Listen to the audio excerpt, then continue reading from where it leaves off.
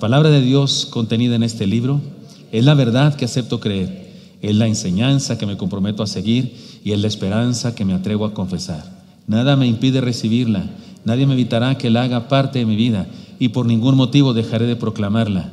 Estoy aquí para leerla, oírla y vivirla diariamente. Amén. Señor Santo, habla en nuestras vidas, por favor, bendícenos según hoy necesitamos. Que nada, nadie te lo impida, Señor. Trasciende nuestro corazón y conviértenos, edifícanos, transfórmanos un poco más. Bendícenos a todos, Dios. Te lo suplicamos en Cristo Jesús. Amén. Vayamos a una introducción que no aborda ningún versículo bíblico, solamente aborda la historia en torno a Abdías. Y después de eso vendré para compartir dos enseñanzas, dos retos, dos desafíos que tiene esta profecía para nosotros. Adelante con la introducción.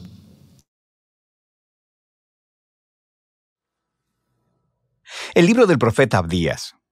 Este es el libro más corto de todo el Antiguo Testamento, con apenas 21 versículos.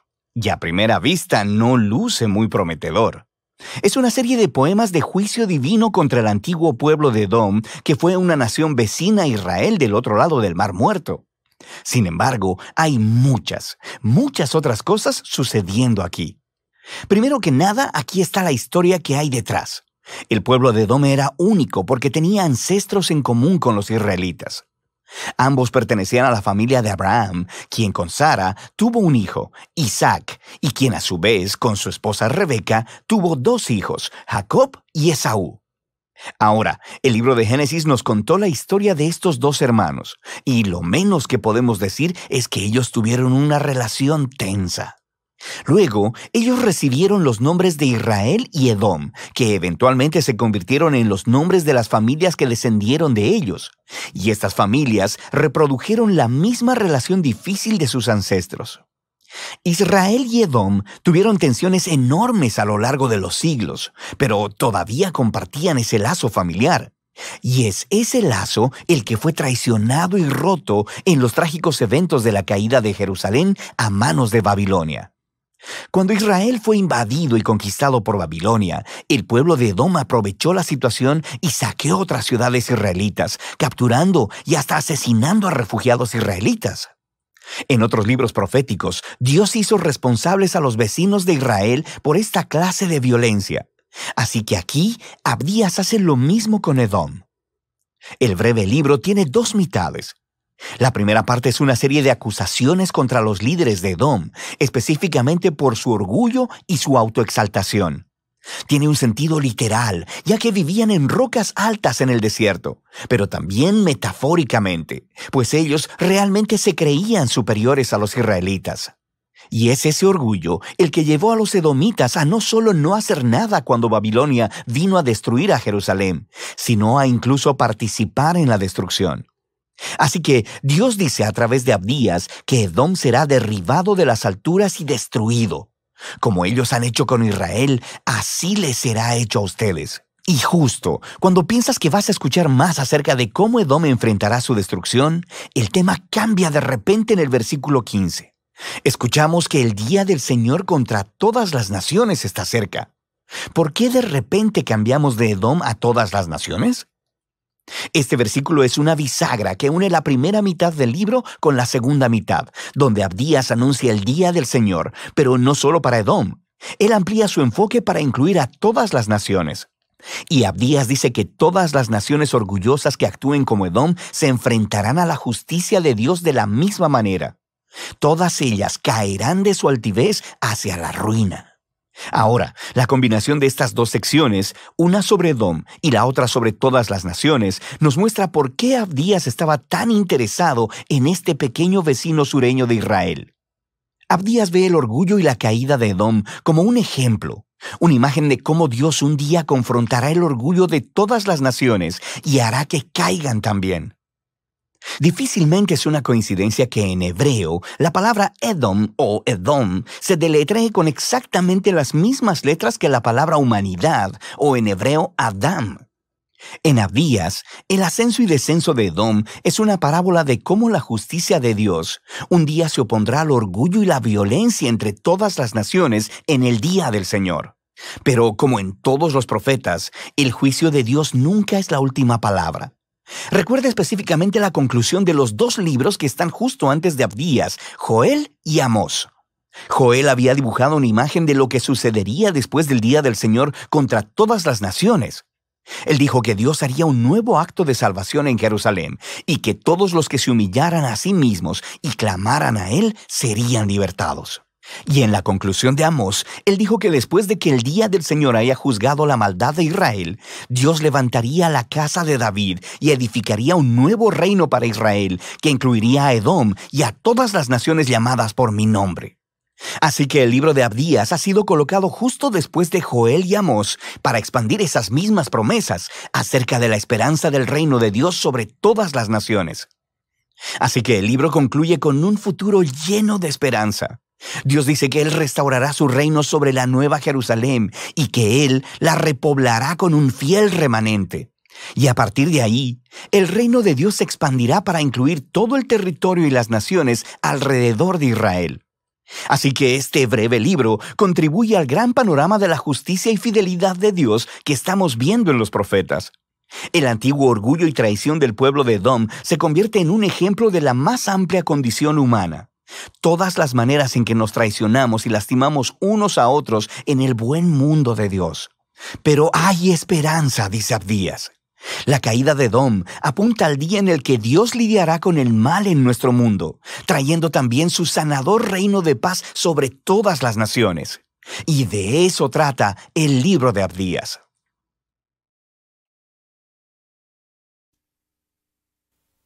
Pues ahí tenemos, hermanos, la introducción de este libro. Es el libro más breve del Antiguo Testamento, pero no por eso deja de ser importantísimo también para la teología cristiana y para nosotros.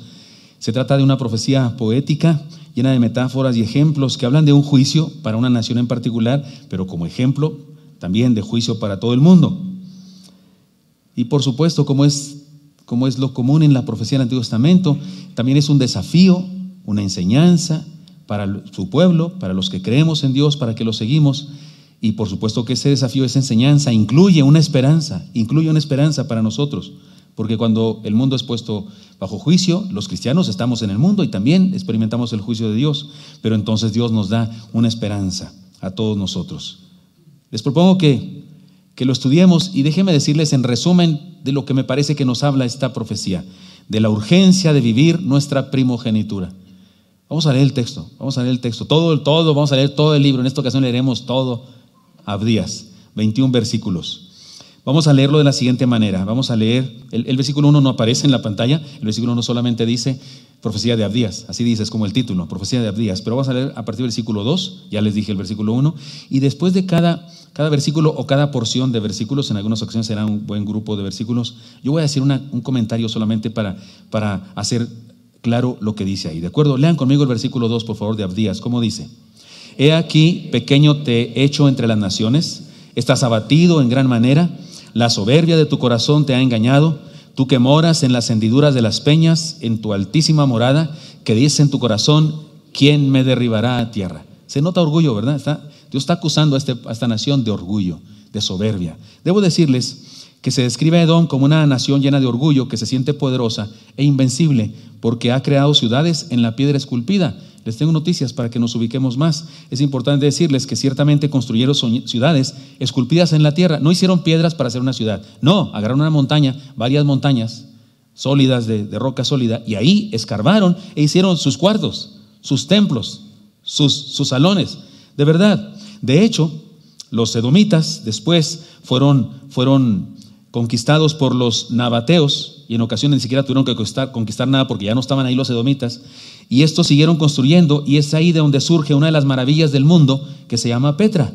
Si usted ha ido por allá al oriente y lo han llevado a ese lugar, es un lugar impresionante, dicen los que han ido, y es una ciudad esculpida en la piedra. No hicieron piedras para hacer una ciudad, no, escarbaron la piedra para hacer una ciudad, para hacer toda una ciudad. Y resulta que esa era originalmente la ciudad de los edomitas. Se sentían la última Coca-Cola del desierto. Además, sí, ciertamente eran un camino entre dos partes del mundo donde había mucho comercio. Se comerciaban especies, se comerciaban telas, se comerciaban animales exóticos, ¿cómo se dice? Así. Se comerciaba, y ellos eran muy ricos.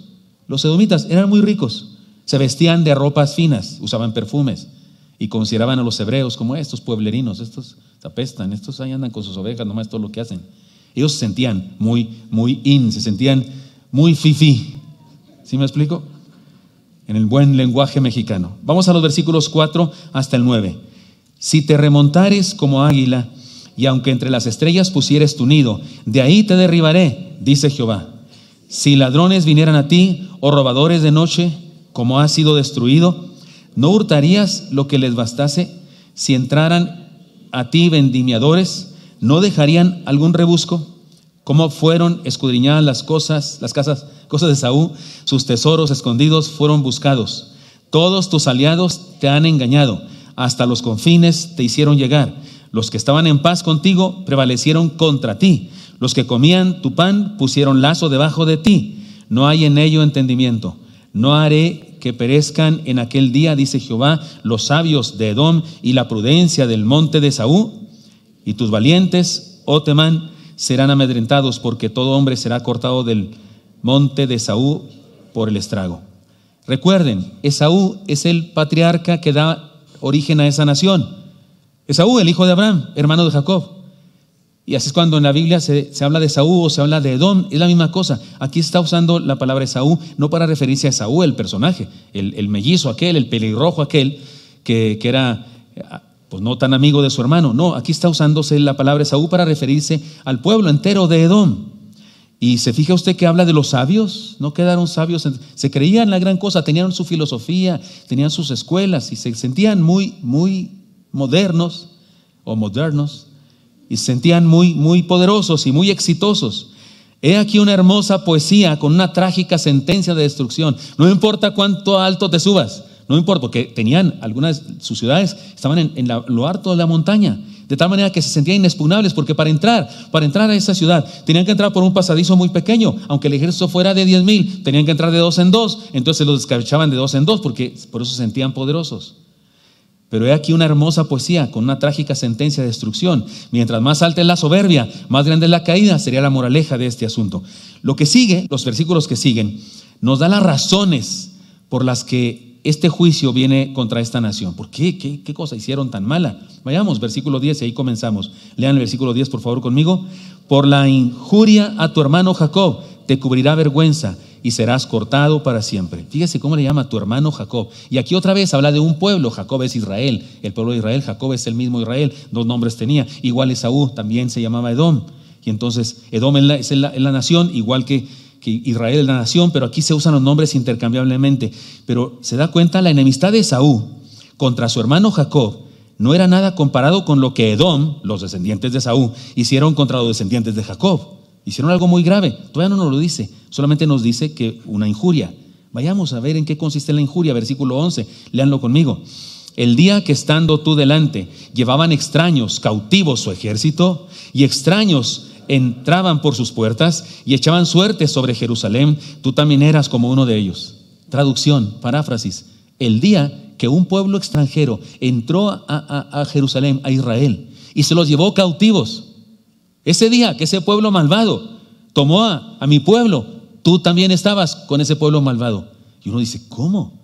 ¿Cómo participó Edom? Sigamos leyendo, porque aquí me parece que cuando el pueblo de Dios fue atacado y exiliado, los edomitas también participaron, dice Dios. Primero, por no prestar ayuda. Segundo, por aprovecharse de la desgracia de sus hermanos de raza. ¿Cómo se aprovecharon? Leamos el versículo 12, por favor.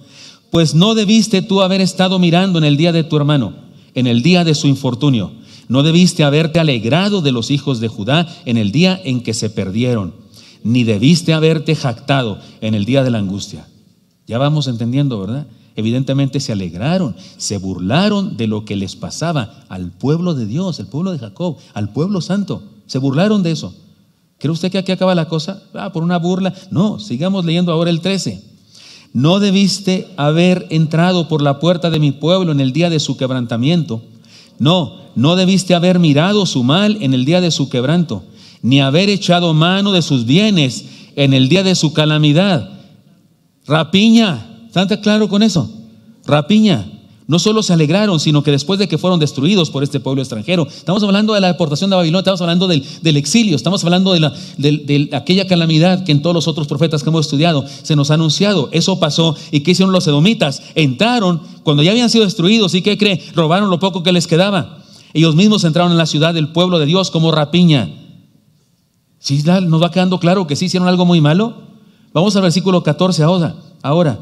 Tampoco debiste haberte parado en las encrucijadas para matar a los que de ellos escapasen, ni debiste haber entregado a los que quedaban en el día de angustia. ¿Qué? O sea, no solamente no ayudaron, sino que incluso se pusieron en las vías de escape por donde los israelitas querían escapar para que no fueran deportados, para que no los mataran. Estos edomitas, que ni tenían por qué estar ayudando a los malos, se pusieron en las calles, en los caminos, para atraparlos y decirle al ejército invasor: aquí está, se les pasó llévenselo también. ¿Pueden ver eso? Es un hecho que algunos de ellos los mataron y que algunos de ellos los esclavizaron. Eso es terrible. Vamos al versículo, ¿cuál sigue? 15, léanlo conmigo. Porque cercano está el día de Jehová sobre todas las naciones. Como tú hiciste, se hará contigo. Tu recompensa volverá sobre tu cabeza. Está claro, la advertencia del Señor es muy clara. Recibirán todo aquello que se atrevieron a hacer a su pueblo. Versículo 16, ¿lo leen conmigo? De la manera que vosotros bebisteis en mi santo monte, beberán continuamente todas las naciones. Beberán y engullirán y serán como si no hubieran sido. ¿Usted usa la palabra engullirán seguido? ¿Sabe cuál es el sinónimo? Tragarán. Está diciendo, ahí andan haciendo fiestas sobre mi pueblo. Se nutrieron de mi pueblo, se lo comieron, se bebieron su riqueza y se la tragaron toda. Eso está diciendo Dios. Dios está hablando con juicio. Pero luego dice, serán esas naciones, los que hicieron eso, serán como si no hubieran sido, o sea, desaparecerán. Eso sucedió en la historia. Aquellos que hicieron fiesta y se regocijaron de la desgracia del pueblo santo, no solo Edom, sino todas las demás naciones dejaron de existir. Esto es el juicio de Dios para quienes de manera deliberada se oponen a sus planes, su palabra y su pueblo. A partir de aquí comienza el mensaje de esperanza. Y hay que escarbarle para verlo, pero sí hay mensaje de esperanza. Lean conmigo versículo 17, por favor. Mas en el monte de Sión habrá un remanente que se salve y será santo, y la casa de Jacob recuperará sus posesiones. El juicio de Dios también fue para su pueblo. Usted y yo sabemos eso, ¿no? Lo hemos leído en los otros libros que hemos estudiado. O sea, el pueblo de Israel también está siendo juzgado. También la regaron, también se apartaron de Dios y ciertamente están siendo juzgados. Pero aquellos que se mantuvieron fieles fueron bendecidos y regresaron a los planes de Dios para experimentar sus bendiciones. Es decir, siempre hay un remanente. Esta idea del remanente es muy importante en la Biblia, muy importante. Eso Jesucristo también habló de remanente. Cuando contó algunas parábolas, Él hablaba del remanente. Como cuando dijo que en el final de los tiempos será como cuando se echa una red y la red se saca y tiene peces limpios y tiene también animales que no se comen, y que el pescador va a hacer lo suyo, va a separar lo uno de lo otro, pero que en la red hay de todo. O sea, en el pueblo de Dios hay de todo, en la iglesia hay de todo. También Jesús contó esta idea del remanente cuando dijo que en el final de los tiempos apartará los cabritos de las ovejas. ¿Se acuerdan de eso? Incluso también habló de eso cuando dijo que alguien metió cizaña en su tierra y que los labradores decían, Señor, la quitamos, y que dijo el Señor, no la quites, porque se va a arrancar todo. Déjala hasta el día de la siega, y en la siega se va a dar cuenta, esto era trigo, esto era cizaña. O sea, eso de remanente siempre es una idea muy importante en la fe cristiana. O sea, aquí lo que queda para nosotros es, ocúpate de ser remanente, hermano, por favor. Seamos remanente, seamos de los de verdad, de los que entregamos nuestra vida de verdad. Vamos al siguiente versículo, que es el versículo 18, léanlo conmigo. La casa de Jacob será fuego, y la casa de José será llama, y la casa de Esaú estopa. Y los quemarán y los consumirán, ni aún resto quedará de la casa de Esaú, porque Jehová lo ha dicho. Jacob se refiere a Israel, el reino del sur. José, reino del norte, es una de las tribus del reino del norte, todavía existía. Ellos, dice, destruirán la casa de Esaú, que será estopa. He aquí una clara sentencia de juicio que se cumplió cabalmente en la historia. Dios usó a su pueblo para cumplir esta sentencia. Versículo 19, léanlo conmigo. Y los de Negev poseerán el monte de Esaú, y los de Cefela a los filisteos. Poseerán también los campos de Efraín, y los campos de Samaria y Benjamín a Galad.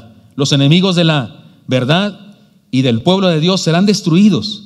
Y según este pasaje, Dios incluso usará a otros pueblos, a otra gente, para cumplir su juicio, porque Dios puede usar lo que quiera para cumplir sus propósitos. Versículo 20, penúltimo, ¿cómo dice? Y los cautivos de este ejército de los hijos de Israel poseerán lo de los cananeos hasta Sarepta, y los cautivos de Jerusalén que está en Sefarad poseerán las ciudades del Negev. Por otro lado, el pueblo de Dios, después del exilio, regresará a su tierra poseerá lo que Dios le dio desde el principio, pero además incluso poseerá parte del territorio ocupado por Edom. Y aquí entendemos, en la geografía bíblica se entiende dónde está Sarepta, dónde están las otras ciudades que se mencionan y el Negev, pero Sefarad no se sabe, nadie sabe qué es eso, nadie sabe dónde queda eso. No hay ningún mapa en el mundo, ni en cristiano ni no cristiano, que sepa dónde queda Sefarad. No sabemos dónde está eso, pero a mí me gusta que no sepamos, porque me hace pensar que lo que está diciendo Dios es: les voy a dar más tierra de la que les había dado, o hasta Sefarad. O sea, cuando usted quiere decirle a alguien, bueno, mucho, dígale hasta Sefarad. O sea, ¿dónde queda eso? Sepa la bola, pero hasta allá. Más o menos es la idea es mi interpretación de este versículo. Versículo 21, el final. ¿Lo leen conmigo? Y subirán salvadores al monte de Sión para juzgar al monte de Esaú, y el reino será de Jehová. Acuérdese, reino de Esaú es Edom. Acuérdese, es ese pueblo malvado que se burló del pueblo de Dios y que incluso los atacó, que incluso hizo escarnio de ellos, incluso rapiña. Finalmente se describe un grupo de líderes como jueces, algo así como los jueces o los valientes de David, que usados por Dios harán justicia en el territorio de los descendientes de Esaú, es decir, Edom. Y eso pasó. Y la conclusión final es que Dios reina ahí. Dije Dios reina ahí. No es cierto. Eso estuvo muy oportuno. Gracias, Dios, por el sonido que tenemos extra. O sea, esta es la promesa. ¿Qué está diciendo Dios? En términos claros, habrá victoria, punto. Lo que nos ha dicho en las otras interpretaciones de los otros libros proféticos. Eso es el asunto. Cuando hay juicio, cuando hay dolor, cuando hay circunstancias, recordemos, vamos bien. ¿Se acuerdan que hemos dicho eso en los otros sermones? Que hay problemas, vas bien. ¿Cómo que voy bien? Sí, vas bien, porque vamos hacia la esperanza, porque vamos hacia el desenlace final, que siempre hay esperanza. Y eso es lo que dice Abdías también, es lo que dice Abdías aquí. Sin embargo, dice más. Yo podría concentrarme en más datos históricos y más análisis teológicos del asunto, pero le pedí a Dios, después de haberlo leído muchas veces en diferentes versiones Abdías, después de haberlo incluso oído, porque puse en mi computadora que alguien me leyera el libro, y vi muchas veces la introducción de Abdías del proyecto Biblia, y escuché algunos sermones de otros predicadores basados en Abdías, y leí todos los comentarios que tengo al respecto de Abdías. Y yo le pedí a Dios: Señor, está padrísimo esto, pero es a la iglesia, no es una clase de seminario, es a la iglesia. ¿Qué cosas prácticas y sencillas debo enseñar, Señor, para mí mismo, para mi esposa, para mis hijos, para mis ovejas? Y Dios puso en mi corazón que les comparte estas dos ideas super archi recontra ultra re que megas importantes. Y pido a Dios tener la habilidad de decirlas con claridad. Hermanos míos, he aquí las enseñanzas para nosotros. Déjeme antes decir que esta enseñanza para el pueblo de Dios de aquel momento fue clara y contundente. Estoy seguro que todos los que oyeron a Abdías en persona o los que leyeron su libro entendieron el mensaje sin problemas. No tuvieron que ir a un seminario, no tuvieron que estudiar otro idioma para entenderlo. Estaba escrito en su idioma y estaba escrito en su cultura, y lo que dice la profecía eran circunstancias que ellos estaban viviendo. Entonces no fue difícil entenderlo. Nosotros somos los que tenemos problemas porque vivimos en otra época, en otro momento, y por eso hay que estudiarlo. Sin embargo, también tiene un mensaje para nosotros este pasaje. ¿Cuál es el mensaje para nosotros? Ahí les voy. He aquí la primera enseñanza. Hermanos míos, mantengámonos en la familia de la fe, por amor de Dios, por las misericordias de Dios. Mantengámonos en la familia de la fe. Aquí hay ahí me saludan a alguien que me está mandando. Ya me cortaron, hermanos, gracias. Recordemos lo siguiente, miren, para entender esta enseñanza. Dios llamó a Abraham y a toda su descendencia, escúcheme, a toda su descendencia, para formar un pueblo santo. Dios le dijo a Abraham: en tu simiente, o sea, descendencia, en tu descendencia serán benditas todas las naciones. Le dijo un día: ¿puedes contar las estrellas? No, Señor, tampoco podrás contar tu descendencia. ¿Ves la arena del mar? ¿Ves cada granito de la arena? ¿Los puedes contar? No, Señor, imposible. Tampoco tu descendencia se puede contar. Y en tu descendencia serán benditas todas las naciones. Dios llamó a Abraham y a toda su descendencia para eso. Luego Dios llamó a Isaac, el hijo de Abraham, y a toda su descendencia de Isaac, para ser una nación que le glorificara. Y luego Dios llamó a Jacob y a toda su descendencia para cumplir un maravilloso plan de salvación para la humanidad. Déjeme concentrarme en el asunto de Jacob. La pregunta es: ¿qué pasó con los 10 hijos de Jacob que ya no existen como nación? ¿Qué pasó con las 10 tribus que se perdieron? Porque ahora llamamos a los hebreos judíos porque son la tribu de Judá, pero las 10 tribus se perdieron. ¿Qué pasó con ellos? Si fueron llamados, fue llamada la descendencia de de Jacob y su descendencia. ¿Dónde quedó? Y volvamos más arribita otra vez al tema de nosotros en este libro de Abdías. En relación a la profecía que estudiamos hoy, ¿qué pasó con Esaú y sus descendientes? Porque es cierto, él no fue el patriarca que recibió la primogenitura porque él la rechazó, fue su hermano Jacob, pero él era descendiente de Abraham e hijo de Isaac. O sea, Esaú es hijo de Isaac, el patriarca. Isaac fue llamado con toda su descendencia para hacer bendición. ¿Y qué pasó con Esaú? Y sus descendientes. Eran descendientes de Abraham, descendientes de Isaac y por supuesto hermanos de Jacob. ¿Por qué no siguieron siendo pueblo de Dios? Hermanos míos, el pueblo de Edom era pueblo de Dios originalmente. Nacieron siendo pueblo de Dios. No hay duda. Dios tiene planes maravillosos para la humanidad, pero el ser humano en el ejercicio de su libre albedrío se rebela contra Dios y se aleja de Él, se sale de su cobertura, se aleja de la verdad y se aparta de la familia de la fe. Recordemos este pasaje, no lo invento yo esto. Recordemos este pasaje, Génesis 26, 34 a 35. Mire cómo dice, y cuando Esaú, Esaú, Esaú es Edom. Esaú es el patriarca del pueblo de Edom. Ya no vive él ya murió hace mucho tiempo, pero Edom es esa nación rica, orgullosa y esas cosas, que se burla de los israelitas, que los considera inferiores.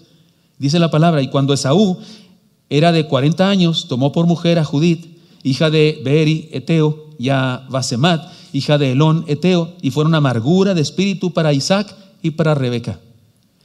Es decir, que Esaú no solamente despreció la primogenitura de manera directa, no quiero la primogenitura, no solamente la despreció, sino que vivió la misma actitud en todo lo que hacía. Digámoslo con claridad, se apartó del plan de Dios. Esaú se apartó del plan de Dios. Se separó de la familia, de la fe. Ciertamente perdonó a su hermano cuando regresó a casa. Eso nos impresiona mucho porque uno dice, sí, Jacob sí la regó, no, Jacob sí fue malo. Ahorita estudiaremos eso tantito. Y Esaú lo perdona. Sí, pero él mismo no regresó a la casa de su padre, sino que se hizo parte de otra familia, del mundo. Cuando Jacob regresa de la casa de su tío Labán con sus 4 mujeres, 2 esposas, Lea y Rebeca, y sus 2 mujeres que cada una le regaló, y regresa, cree que lo va a matar su hermano, su hermano lo perdona, le dice, no, aquí está, es más, no acepta su regalo, le mandó vacas y camellos y ovejas, y le dijo, no te preocupes, tengo más que tú. Era más rico que él para ese momento. Le dice, no, quédatelas, no necesito nada de ti. Y Jacob se queda con la tierra incluso, porque era el patriarca de la tierra, y Esaú se sale de los linderos de la tierra y se aparta de la familia. Esto tiene algunas enseñanzas muy importantes para nosotros en relación a mantenernos en la fe. Porque la enseñanza es esta, hermanos míos, mantengámonos en la familia de la fe. He aquí el ejemplo de Edom. Pudiendo ser pueblo santo, no lo fueron. Honremos su palabra de Dios y no la distorsionemos, ni la olvidemos, ni minimicemos su importancia por las modas del mundo. De repente este mundo nos jala y las modas, y hay gente así como que minimizando la palabra de Dios. Pues sí está bien que la palabra, pero es para otra época. Eso es de otra época, estamos en tiempos modernos, eso ya no se usa. Hay gente que piensa eso, es triste, pero hay cristianos que piensan eso. En las iglesias hay cristianos que no creen en la resurrección de Jesús, no creen en la inerrancia de la Biblia. Piensan que la Biblia sí se equivoca. No, la palabra de Dios no se equivoca. Los seres humanos que escribieron la Biblia sí se equivocaron, pero la palabra de Dios, el mensaje de la palabra de Dios es inequívoco, es la verdad, es la neta del planeta, como dicen los jóvenes en su declaración de fe. Y hay quienes ponen en tela de duda eso. No creen en el nacimiento, en la concepción virginal de Jesús. No creen los milagros de Jesús. Hay quienes no creen que el mar rojo se abrió. Hay cristianos que se dicen, hay teólogos que no creen en los milagros de Jesús. Son teólogos, maestros de seminarios, dan clases, reciben honores porque se graduaron así con su toga y no sé qué, y les movieron el birrete, esas cosas, por su doctorado y no sé dónde, y no creen en la resurrección de Jesús, en su concepción virginal y en un montón y no creen en la inerrancia de la palabra de Dios. Y hay cristianos en las iglesias que más o menos, como los teólogos también, con menos razones para creer esas fechorías, Honremos su palabra y no la distorsionemos, ni la olvidemos, ni minimicemos su importancia por las modas del mundo, ni minimicemos sus mandamientos, ni pensemos que ya no tienen vigencia en nuestro tiempo. Valoremos nuestra identidad de hijos de Dios. Somos gente de fe, seguidores del Señor, y no cambiemos ese honor por prestigios de menor calidad. No despreciemos la familia de Dios como si fuera un asunto de tradición de unas horas, de algunos días y de ciertas circunstancias. Recordemos que se trata de una identidad permanente, continua, eterna. Esto es cuestión de algo permanente. Ser cristiano no es cuestión de un domingo, voy unas horas, hora y media, porque hay quienes horas no les da el plural de horas, no. A Dios no se le puede dar plural de horas, o sea, una hora y cachito, pero horas no. No despreciemos la familia de Dios, no es circunstancial, no es cuestión de unos días, no, es una vivencia permanente. Jamás nos pongamos del lado del mundo en contra de la iglesia del Señor, sus siervos, sus discípulos o sus enseñanzas. Porque de repente, como ¿se acuerdan que hizo Edom cuando vinieron los pueblos paganos a destruir Jerusalén? ¿Qué hizo Edom? Se puso del lado de ellos. Se burlaba de los hebreos, de los judíos, de los israelitas, perdón. Y luego incluso los atrapaban para dárselos a los malvados. O sea, jamás nos pongamos del lado del mundo contra la iglesia del Señor, contra sus siervos, contra sus discípulos o contra sus enseñanzas. Hay gente, desgraciadamente, en contra de las enseñanzas del Señor. Yo no concibo cómo hay cristianos que le ponen like a personas que publican fechorías en el internet, que publican aberraciones en internet y les ponen, qué bonito, qué lindo. He visto personas que muestran fotografías de su familia, una familia en donde hay homosexualismo, donde hay 2 mujeres o 2 hombres. Y le digo, qué bonita familia. Si es tu amigo, tu amiga, predícale el evangelio. Si amas a esa persona, predícale el evangelio. Y dile cosas lindas, pero no apruebes. No apruebes lo que Dios no aprueba, porque estás en contra de Dios. Aprobemos lo que Dios aprueba y despreciemos lo que Dios desprecia. Pero hay gente aprobando el mal. No nos pongamos del lado del mundo como lo hizo Edom. Seamos lo que Pedro, inspirado por Dios, dijo. Mira estas lindas palabras de Pedro. Léanlas conmigo, están en 1 Pedro 2, 9 al 10. ¿Cómo dice? Mas vosotros sois linaje escogido, real sacerdocio, nación santa, pueblo adquirido por Dios, para que anunciéis las virtudes de aquel que os llamó de las tinieblas a su luz admirable. Vosotros que en otro tiempo no erais pueblo, pero que ahora sois pueblo de Dios, que en otro tiempo no habíais alcanzado misericordia, pero ahora habéis alcanzado misericordia. ¿Cómo la ve? Eso somos, esa es nuestra realidad, nuestra naturaleza, eso somos. No lo abandonemos, no abandonemos la familia de Dios, la familia de la fe. Es urgente mantenernos dentro de la familia de la fe, es urgente. Y aquí una enseñanza práctica para nosotros. También los hebreos, los israelitas de aquella época debieron aprender cosas para su condición particular. Algunas de las cosas que ellos tuvieron que aprender, yo no las necesito aprender ni usted, porque no estamos en ese momento de la historia, pero esta enseñanza tiene también trascendencia para nosotros. Y aquí una primera enseñanza: no abandonemos jamás la familia de la fe. Como hemos dicho acá, mantengámonos en la familia de la fe. En segundo lugar, aquí la enseñanza número 2: no cambiemos nuestra primogenitura por un plato de lentejas. Yo sé, Abdías no habla del plato de lentejas, por lo menos no con palabras, pero está implícito, porque Edom es Esaú, Israel es Jacob. No podemos olvidar ese detalle de la historia. Ahí comenzó el problema. Recordemos que el pueblo de Edom mantenía una mala actitud para con el pueblo de Dios desde su origen mismo, es decir, desde los conflictos entre Esaú y Jacob. Ahora bien, hermanos, ojo, esto no tiene nada que ver con maldiciones generacionales, no tiene nada que ver con maldiciones generacionales, sino con una necedad generalizada. No habla de maldiciones generacionales, habla de necedad generalizada. ¿De qué estoy hablando? De pésimas decisiones que se hicieron muy populares. O sea, no es que los edomitas estaban malditos, ya ni modo, ya estaban en el destino que iban a ser así, porque su antepasado Esaú era así. No, ellos decidieron ser así. Es más, refinaron, porque debo decirles que los edomitas se alejaron más de Dios que el mismo Esaú solo. Ellos caminaron más lejos todavía. Es decir, que los descendientes de Esaú se corrompieron y se unieron al mundo de su época, buscando riqueza, poder, empoderamiento, fama y fortuna. Es decir, se olvidaron de su naturaleza mesiánica, de su misión de su Dios. Hermanos, eran pueblo de Dios. Eran pueblo de Dios. Esaú es pueblo de Dios. Eso es hijo de Isaac, nieto de Abraham. Por favor, Dios le dijo a Abraham: en tu simiente, en tus descendientes. Y escoge salirse. Cambia por un plato de lentejas su primogenitura. Y los edomitas hicieron lo mismo, no porque estuvieran malditos, sino porque decidieron por sí mismos. Es más, en un principio estas dos naciones tenían mezcolanza, se casaban unos de aquí con los de acá y se mezclaban. Es un hecho que muchos que eran de parte de la familia de Saúl estaban en Israel y siguieron siendo de Israel y se hicieron pueblo, pero algunos no, como nación no lo hicieron. Porque no tiene que ver con raza, ni tiene que ver con maldiciones generacionales, tiene que ver con decisiones personales. Nunca el pueblo de Dios ha sido cuestión de raza, nunca. Dios jamás dijo que iba a escoger una raza determinada. Le dijo a Abraham clarísimo: en tu simiente serán benditas todas las etnias. La palabra que aparece ahí es etnias. En tu simiente serán benditas todas las etnias, todas las naciones, todas las razas. La prueba de ello es que en la genealogía de Jesús aparecen una moabita llamada Ruth y aparece una mujer de Jericó, que además era ramera, ¿no es cierto? Nunca ha sido cuestión de raza. El día de hoy nos bombardean por internet los mesiánicos, dicen que oremos por Israel, que son el pueblo de Dios. Perdóneme, si hay un judío de raza que viene desde la misma línea de Moisés y de Abraham, si usted quiere, y no cree en Cristo, no es pueblo de Dios. Perdóneme, porque no voy a contradecir lo que dice esta palabra. Esta palabra dice que los que no creyeron fueron arrancados de la planta del olivo verdadero. ¿Han leído ustedes o no?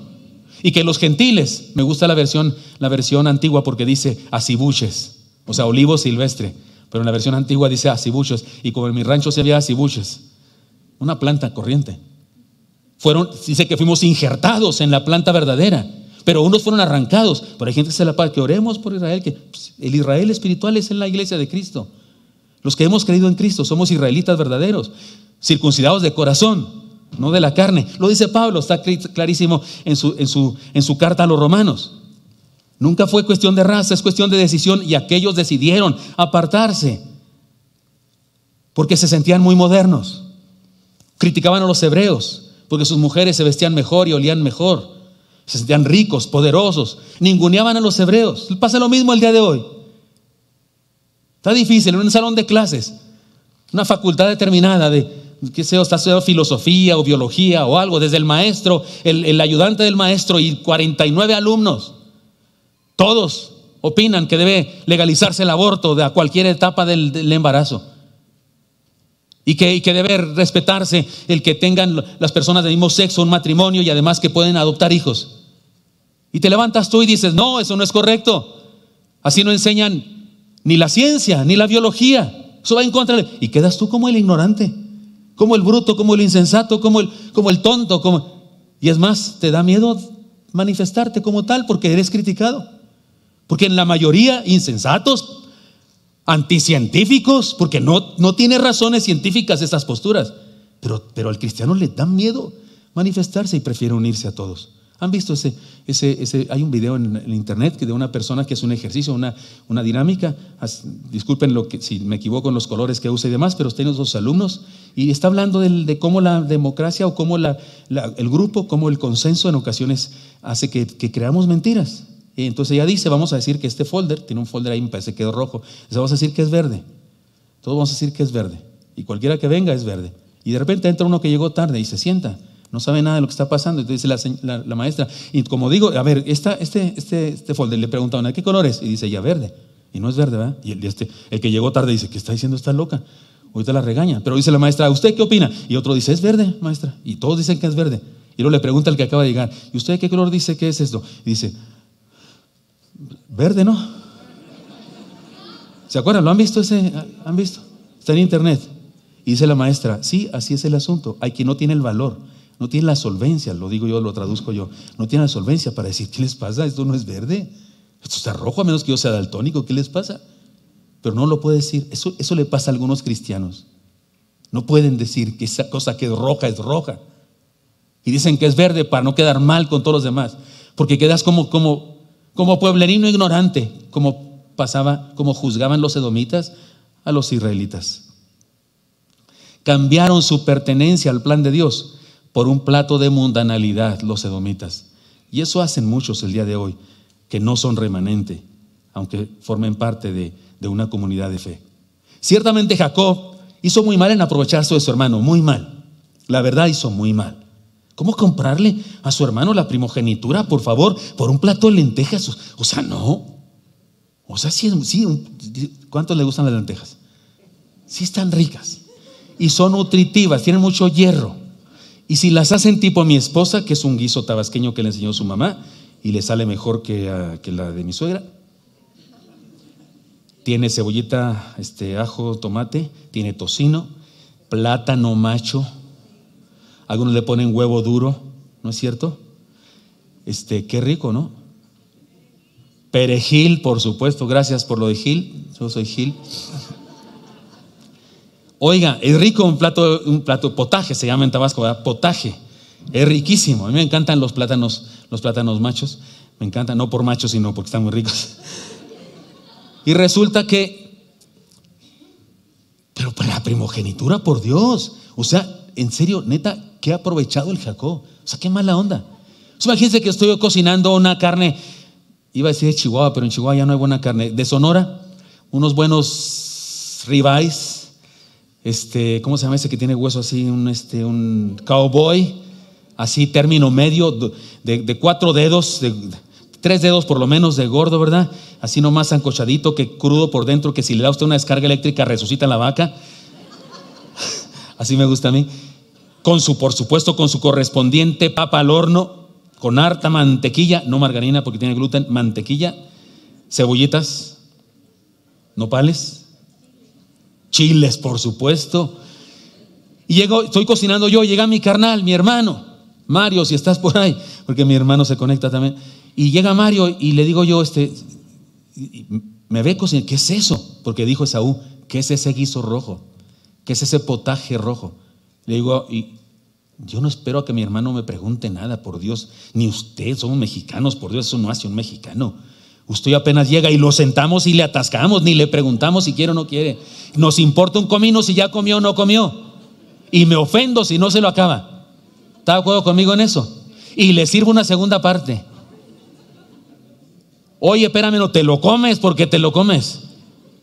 Pero este cuate, ¿qué es ese guiso rojo? Dame. Órale, pero dame tu primogenitura. ¿Qué es eso? Ahora, sí la regó, pero oiga, pero Esaú peor la regó. Porque si es al revés, si yo llego a una casa de alguien y ese alguien está cocinando y se me antoja, y no solamente no me da, sino que hasta tengo que pedirle, mi estrategia es decirle, fíjate que ahorita casi choco y quedé como de aquí a la chuleta esa, más o menos, para que se acuerde de la chuleta y no sé qué. Pero si no me ofrece y al contrario me dice, te cambio tu herencia porque eso era la herencia, te cambio tu fe, te cambio tu ministerio por este corte tan rico. Sácate con tu muy, me voy a dar unos tacos aquí, chupacabra al lado y me quito el hambre. ¿Qué voy a andar cambiándote? Lo más valioso que tengo por eso. No, hombre, ya ni se me antoja. Es más, ya si me da, ya ni quiero. ¿Por qué Esaú acepta eso? La verdad es que Jacob la regó, pero Esaú más. Despreció algo maravilloso de parte de Dios. Leamos, no lo digo yo, el autor o la autora de la carta a los hebreos lo dice, lean conmigo. Por lo cual, levantad las manos caídas y las rodillas paralizadas, y haced sendas derechas para vuestros pies, para que lo cojo no se salga del camino, sino que sea sanado. Seguid la paz con todos y la santidad, sin la cual nadie verá al Señor. Hasta ahí, espérame tantito. ¿Qué está hablando el autor o la autora de la carta aquí?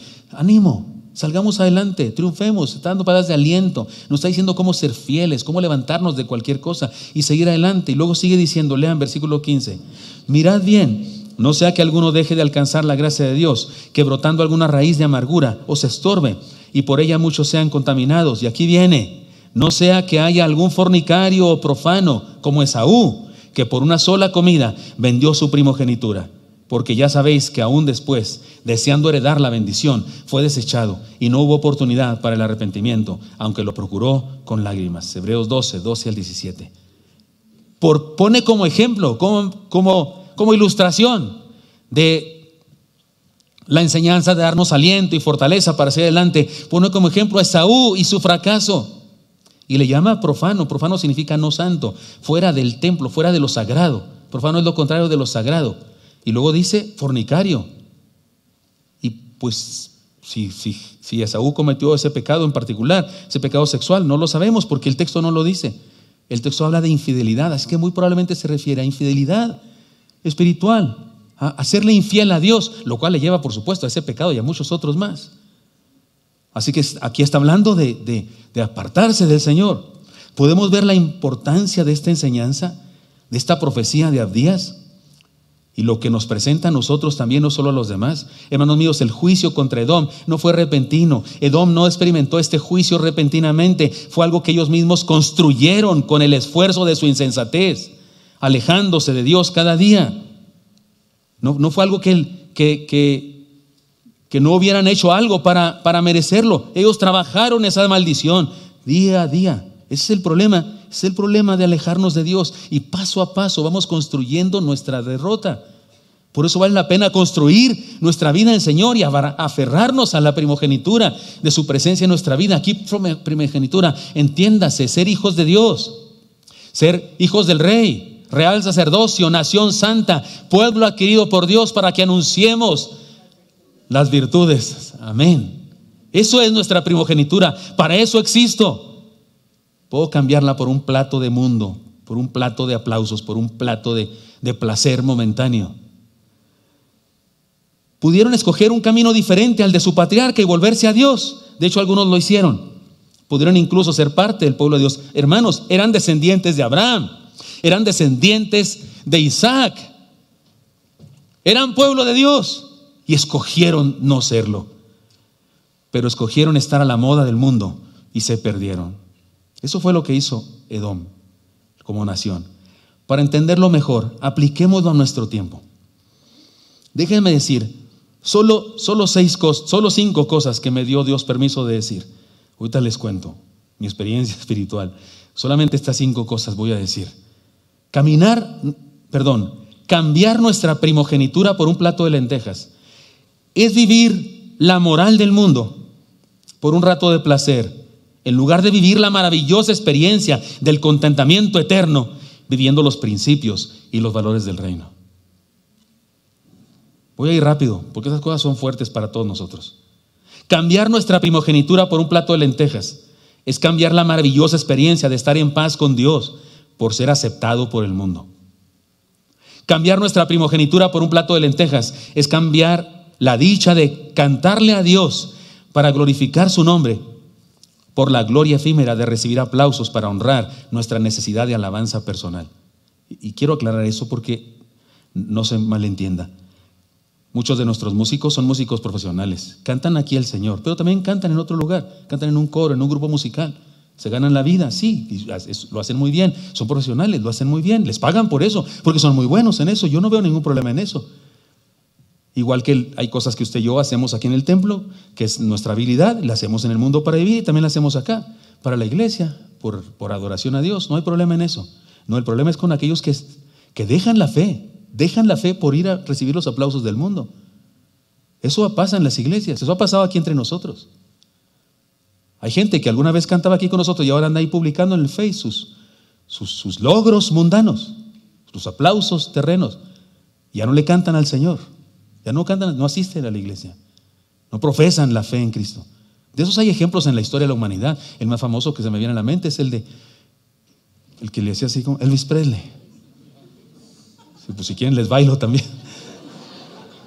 ¿Sabe usted que ese cuando era un joven, guapo, precioso, joven, iba a la iglesia, a una iglesia evangélica, y su primer disco que grabó fue un aleluya? ¿Sabe usted de eso?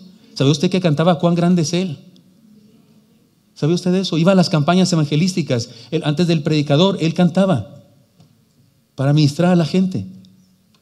Cuando ya era viejo, decía a su esposa lo ha dicho, le decía, yo siempre sentí que Dios me había llamado para algo más y yo no estaba haciendo eso. Y todos sabemos la trágica muerte, todas las drogas que usaba y la juventud en la que murió. Porque algunos dicen que no, que sigue vivo el rey, pero la verdad es que yo digo, si sigue vivo, qué gachos, ¿por qué lo sepultaron, verdad? Si cambiar la primogenitura por un plato de lentejas es cambiar la dicha de glorificar a Dios por ser glorificado por el mundo. Cambiar nuestra primogenitura por un plato de lentejas es abandonar la fe por ser aceptados por el mundo. Cambiar nuestra primogenitura por un plato de lentejas es ser infieles a Dios, vivir fuera de su voluntad, por una vida a la moda, por estar a la moda, por no ser considerado el del salón, el raro del salón. Porque sí, igual que Edom se burlaba de los hebreos, los israelitas en aquella época, igual en el mundo se burlan de nosotros. Fui alumno de la universidad. No estoy, querido joven que estás aquí presente, no estoy diciendo nada que no haya vivido. Fui alumno de una universidad donde la mitad, no, ¿cuál la mitad? Casi la totalidad eran ateos, y una gran cantidad de los que estaban ahí usaban algún tipo de droga, y muchos de ellos también tenían problemas de identidad. Fui alumno de ahí, fui el raro de ahí, fui el extraño, me veían como el leproso del salón, porque era cristiano. ¿Qué vamos a hacerle? Era cristiano y tenía poquito en Cristo, andaba en mi primer amor todavía. Yo me la pasaba predicando y mandando al infierno a todo mundo, porque tenía una forma de predicar equivocada que no me habían enseñado bien. O sea, yo sí era muy así, no, y cuando alguien no me aceptaba nada, le decía, y no voy a echar las perlas a los cerdos ni los santos a los puercos. Eso no hay que decirlo, pero pues yo no sabía que no había que decirlo. Yo sí les decía, sí me expliqué, no debía hacerlo, pero alguno que otro se convirtió con ese método de todas maneras, pero no era por mi método, sino por la gracia de Dios. Yo sé lo que estoy diciendo, sé cómo ser el raro del salón, porque quiero defender, porque no estoy de acuerdo con lo que está diciendo el maestro. En varias ocasiones me tuve que levantar y, maestro, así no es. Usted está criticando la Biblia porque no la ha leído, pero eso no es lo que dice la Biblia. Por ejemplo, un maestro que decía que lo que no podía entender es que los 4 evangelios tuvieran tantos errores, que se contradijeran unos a otros. Yo no era alumno de seminario ni nada, pero ya sabía mis cositas. Yo me levanté y le dije, maestro, usted está equivocado. No son errores, son puntos de vista diferentes de 4 evangelistas distintos. Cada uno vio desde una perspectiva y no hay error al respecto. Hacía el maestro alusión a que uno de los evangelios dice que fueron 2 ciegos, que fueron a él diciendo, Jesús, hijo de David, ten misericordia de nosotros. Y otro evangelio dice que fue Bartimeo. A mí me parecía bien claro, no hay contradicción, porque uno dijo, vino Bartimeo, no dijo, no venía otro con él, no dijo eso, nomás dijo, vino Bartimeo. Y el otro dijo, eran 2 ciegos, pero ninguno de los dos dijo que eran solo uno. ¿Sí me explico? Yo le dije, ¿por qué el de Bartimeo dijo que era Bartimeo? Porque Bartimeo se hizo miembro de la iglesia, hasta se sabían su nombre, como si dijera, aquí vino este Pepe Luis, uno de la iglesia. Y el otro no sabía ni quiénes eran, nomás dijo, 2 ciegos. No eran parte de su iglesia. Yo di ahí pues mi discurso, no sé qué. ¿Cree usted que todos me aceptaron y que dijeron, sí, bravo, qué bien, qué sabio es Gilberto? No, hombre, ya cállenlo. Nunca dijeron eso de ti en un salón. Nunca te dijeron cuando entrabas a un salón y te decían, hermano Lelo. Nunca te dijeron eso.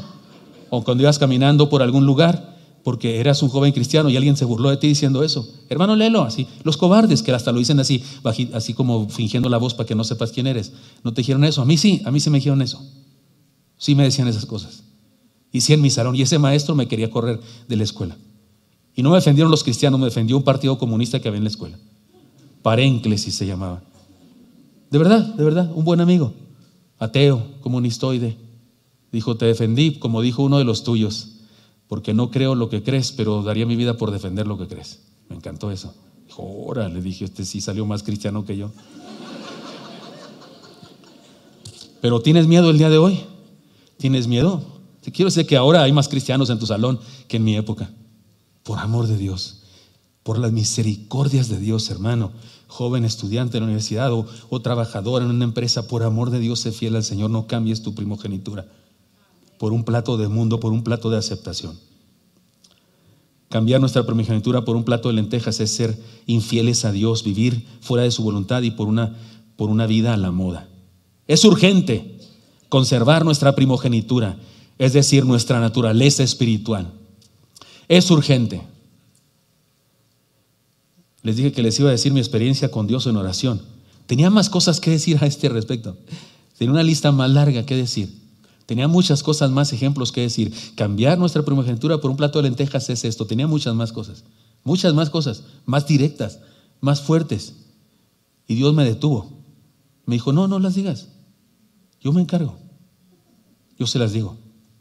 No te metas en líos. Tú nomás di eso. Sí, tantito. Yo me encargo de que esa palabra de Abdías llegue al corazón de todos los que van a estar ahí. Ruego a Dios que así sea, hermano. Ruego a Dios que así sea. Que no tenga necesidad yo de decir más cosas, porque estoy seguro que tú sabes cuál es tu plato de lentejas que se te antoja de repente y cuál es la primogenitura que a veces abandonas y no valoras por por cobarde, por falto de fe, por lo que sea. Es urgente conservar nuestra primogenitura, es decir, nuestra naturaleza espiritual. Tengo un desafío para todos nosotros, hermanos.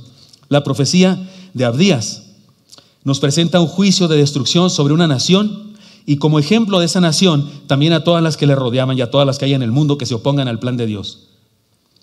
Y en ese contexto también nos presenta la maravillosa restauración de un remanente de su pueblo que se mantuvo fiel, hermanos, porque siempre habrá un remanente. No solamente en el pueblo de Dios, en las iglesias también hay un remanente. También en las iglesias hay los que creen con todo su corazón y siguen a Jesús y los que no, los que solamente durante un tiempo, unos días hablan en cristianol y cristianés en la iglesia, los que de repente cristianean. ¿Sí saben el verbo cristianar? Yo cristianeo, tú cristianeas, él cristianea, nosotros cristianeamos, vosotros cristianáis, o cómo se llama. O sea, me refiero, hacemos de cristianos, nos comportamos como cristianos en algunos días, luego allá afuera pues ya no somos tanto porque pues allá en el mundo quedamos mal si nos portamos como cristianos, no somos patos feos.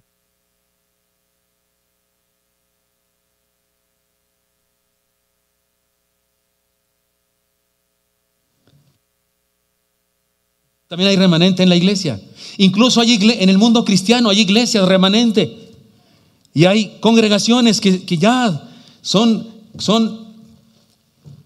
mundo friendly, o ¿cómo se dirá eso? Amistosas al mundo. ¿No? Aquí entre nos, yo ya quiero que se acaben los profetas y comenzar a predicar Adviento. De verdad. Porque de repente siento que ¿qué hago? O sea, díganme, ¿qué hago como pastor? Por eso dije que les iba a platicar mi experiencia. ¿Qué hago? Esto está en la Biblia, ¿qué hacemos? ¿Lo ocultamos? ¿Lo cierro? Hoy otra vez sentí la tentación.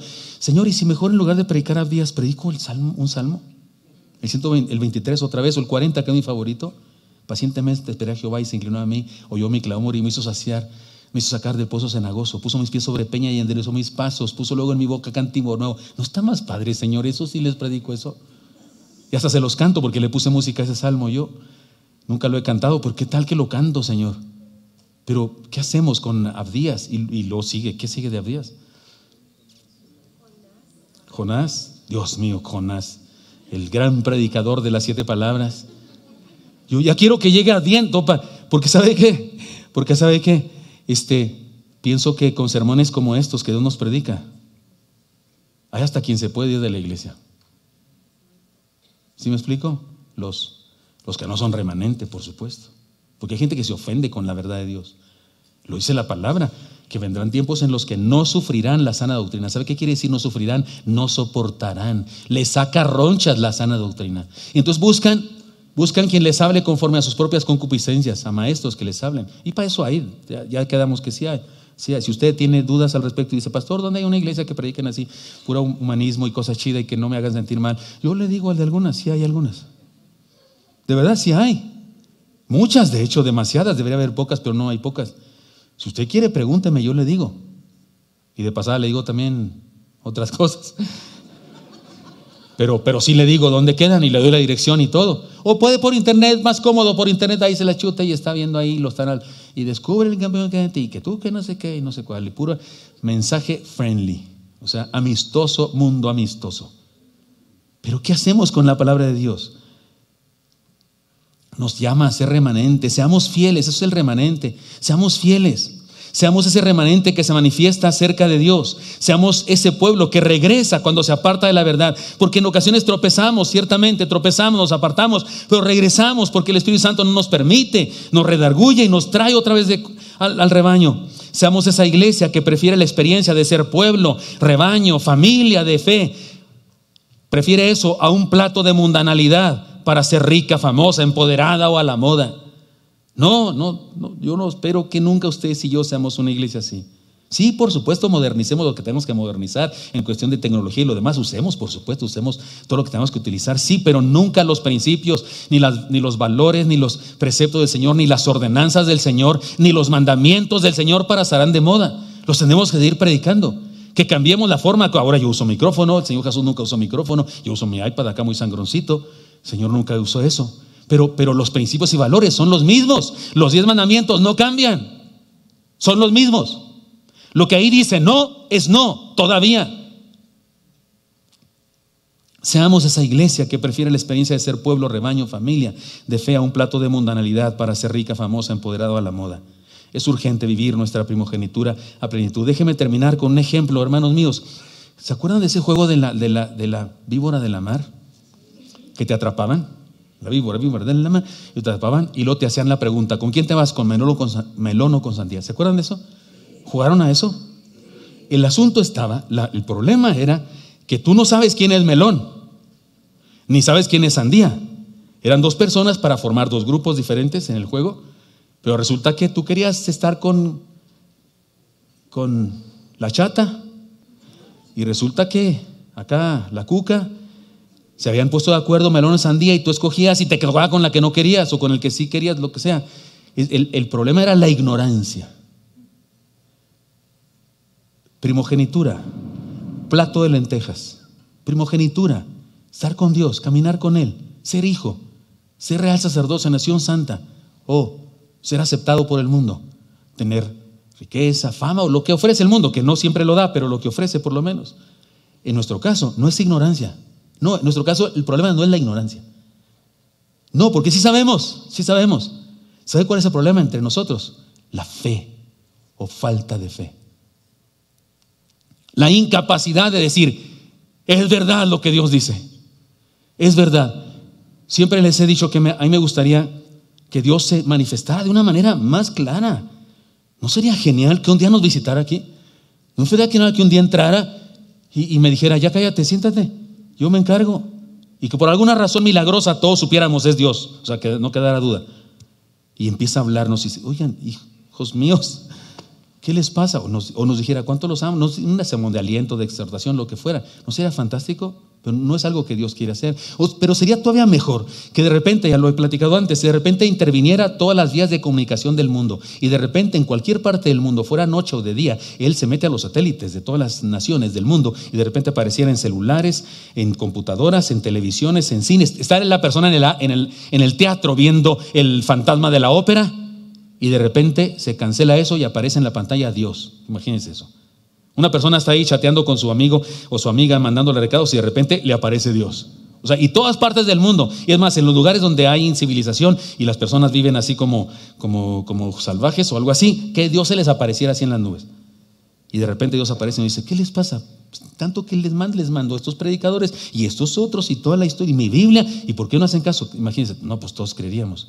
Pero dijo un teólogo por ahí: Dios se ha manifestado tan claramente como para que no tengamos duda de Él, pero no tan claramente como para que no tenga que ser a través de la fe. ¿Qué les parece eso? Se ha manifestado tan claramente como para que no haya duda, pero no tan claramente como para que deje de ser por fe. Yo veo a Dios todos los días, cuando amanece, y otra vez es de día, y veo a mi esposa preciosa, y digo: si hay Dios, digo yo, si hay Dios. Cuando vemos la naturaleza hermosa, si hay Dios. Fuimos a Tlayacapan, está precioso Tlayacapan ahorita por la lluvia, hay pasto verde por donde quiera, hay frutos surgiendo, hay una granada se llama así, ahí en la casa, en una de las cabañas, una granada ahí con fruta ya. Yo dije: voy a venir dentro de un mes que ya están grandes para comerme algunas. Está precioso ver las cosas. Las lagartijas, por allá está mi iguana, allá la tienen en Tlayacapan. Ver a los jóvenes jugar, las vidas transformadas de los muchachos jóvenes. Conozco a algunos de ellos y conozco su vida anterior sin Cristo, y a verlos ahí hermosos, divirtiéndose y además aprendiendo del Señor, puestos de pie cuando hay invitación para aceptar a Cristo o para aceptar un desafío. No puedo no creer en Dios. Pero Dios también no se manifiesta tan claramente como para que no sea necesaria mi fe. Sí necesito fe. Cuando recibo mi salario, mis 1,000 pesos, y entiendo que debo tomar 100 o más para consagrarlo a Dios, ahí va el asunto. Ahí ¿lo creo? No lo creo. ¿Lo hago? No lo hago. Es cuestión de fe. Cuando en la vida, las relaciones interpersonales, los solteros, y tienen propuestas de noviazgo de un inconverso, un converso, ¿y qué tomas en cuenta? ¿Lo crees o no lo crees? ¿Crees lo que dice la palabra o no lo crees? No os unáis en yugo desigual con los infieles. ¿Lo crees o no lo crees? Ese es el punto. No es ignorancia. El melón o sandía era por ignorancia, pero la primogenitura o plato de lentejas no es ignorancia, es asunto de fe. Es asunto de creer que vivir estos parámetros de Dios son reales, son auténticos. Pero resulta que viene el mundo y nos dice: no, es que la Biblia fue escrita por hombres solamente, es un libro antiguo, no hagas tanto caso, ha pasado de moda, y te la crees. ¿Sabes qué dicen los científicos? Recientemente un premio Nobel, ¿sabes qué dijo? Que cuando se es científico y se estudia este universo, es imposible ser ateo. Un premio Nobel dijo eso. Que tu maestrito ahí de biología en la escuela diga otra cosa. Si te parece gran discurso que diga tu maestro porque dijo eso, escucha a algunas personas que saben también de este universo y dicen: está difícil ser ateo cuando conoces lo que Dios ha creado. Hermano mío, no desprecies la enseñanza del Señor. Así es que entre primogenitura y plato de lentejas, en nuestro tiempo, los cristianos, no es asunto de ignorancia, es asunto de fe. ¿Crees o no crees? ¿Caminas con Él? ¿Valoras la primogenitura, ser hijo de Él, caminar con Él? ¿O valoras el plato de lentejas, el placer momentáneo, el salir adelante en lo económico y en lo laboral, en lo que sea, de forma inmediata? Discúlpame, pero no pierdas de vista eso. Edom fue destruida y el pueblo de Israel sigue vigente hasta la fecha. No hay victoria en ese otro lado. No hay victoria en el plato de lentejas. Puede haber una aparente victoria inmediata, pero el final es derrota. La exhortación de Abdías aquí para nosotros ahora es vivir, urge vivir nuestra primogenitura. Somos hijos de Dios, discípulos de Jesucristo, mayordomos del reino. Somos santos. Sí, el mundo puede decir de nosotros que somos brutos, insensatos, anticuados, ignorantes, fanáticos. Así nos llama el mundo, que nos llame como quiera. Es mentira eso. Soy hijo del Rey, real sacerdocio, nación santa. Hermanos míos, urge vivir nuestra primogenitura. He aquí el mensaje de Abdías. Y Dios ya me dijo que Él se iba a encargar de poner en el corazón y en la mente de cada quien lo que tiene que ver con lo que cada uno de nosotros trae en su corazón. Dios sí sabe cuál es tu plato de lentejas, sabe cuál es el mío. Y nos ha enseñado cuál es nuestra primogenitura. Su presencia en nuestra vida, su amor, su gracia, nuestro discipulado, nuestro caminar con Él. Oremos. Señor Santo, te doy gracias porque me das permiso hablar con mis hermanos. Gracias por la profecía de Abdías, que tú permitiste que se conservara y que fuera parte de tu palabra. ¿Cómo no estudiarla, Señor? ¿Cómo no leerla? Creo que algunos de los que estamos aquí, Señor, nunca la habíamos leído tan profundamente. Yo personalmente creo que nunca había predicado, Señor, de este libro. Pero ni modo de no hacerlo, es tu palabra. Y es útil para redarguir, para corregir, para instruir en justicia, para enseñar, por supuesto, para hacernos perfectos. Señor Santo, te pido que nos bendigas a mis hermanos y a mí, y que nos permita, Señor, vivir esa primogenitura, esa bendición grandiosa de ser tuyos, ser tu pueblo, ser ovejas de tu prado. Perdónanos, Dios, cuando como que devaluamos eso, despreciamos eso y valoramos más pertenecer a otra cosa, a otro asunto. Perdónanos, Dios. No queremos ser Edom, queremos ser Israel, pueblo santo, ese pequeño grupo de personas. Esos, Señor, encontrados en el camino correcto. Ayúdanos, Señor, a ser así. Bendice a esta iglesia, bendícenos a cada uno, bendice a cada familia, por favor, Dios. Bendice a tu pueblo, estamos en tus manos. Pongo en tus manos a mis hermanos y te pido que, de acuerdo a lo que tú me has enseñado y me has dicho, que te encargues, Señor, tu Santo Espíritu, de trascender nuestro corazón y bendecirnos a todos. Sigan orando, mis hermanos, y ahí en su lugar cada quien haga una decisión con respecto al Señor. Yo solamente quiero preguntar si hay alguien aquí que reconoce que nunca le ha entregado su vida a Jesús y que hoy quiere entregársela, quiere decirle: Señor, aquí está mi vida, quiero seguirte, quiero caminar contigo. Si alguien nunca lo ha hecho y quiere hacerlo, no quiero pasar esto sin darle la oportunidad. ¿Por qué no le entregas tu vida a Cristo? Y si lo quieres hacer, levanta tu mano ahí en tu lugar y déjame orar por ti. ¿Hay alguien que hoy quiere entregarle su vida a Jesús y decirle: aquí estoy? Dios te bendiga, joven, Dios te bendiga, te felicito por bajar tu mano. ¿Alguien más quiere tomar esta decisión? Hágamelo saber, por favor. Dios les bendiga, Dios les bendiga. Veo en la parte de arriba ya un varón, una señorita. Dios les bendiga, le felicito de todo corazón. Si hay alguien más, hágamelo saber, por favor.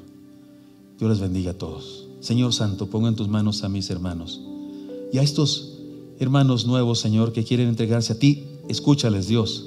Toma la palabra y entra a sus vidas y bendíceles. Te lo pido en Cristo Jesús. Amén.